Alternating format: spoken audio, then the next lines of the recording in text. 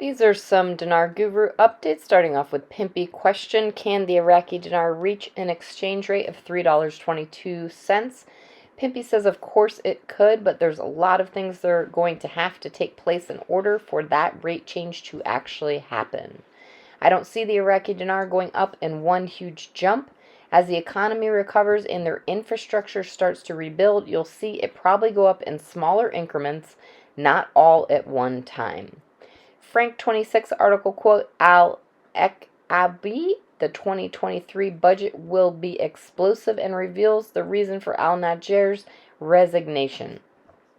Frank 26 says, we told you IOO is now a standing ovation. The education of the monetary reform told the citizens in explosive details, quote, after changing the exchange rate, the 2023 budget is sure to be explosive and we expect its actual revenue to reach $120 billion. By the way, a program rate is not an explosion. All right, Samson article quote, Economic Center. The 23 budget is the largest in Iraq's history, offset by a significant increase in prices. Jeff says Iraq cannot and is not even eligible to revalue the currency in the middle of a budget period. Iraq had a brand new budget period that started October 1st, which is their 7th month. It's the second half of the year.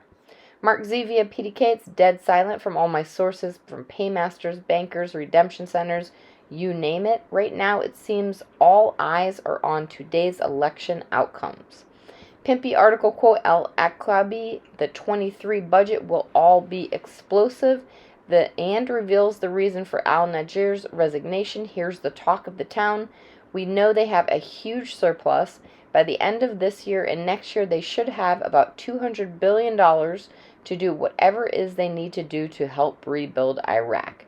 They should have an explosive budget. It appears they're going to change the exchange rate. I'm not expecting any huge jump, but any positive step is welcomed, of course.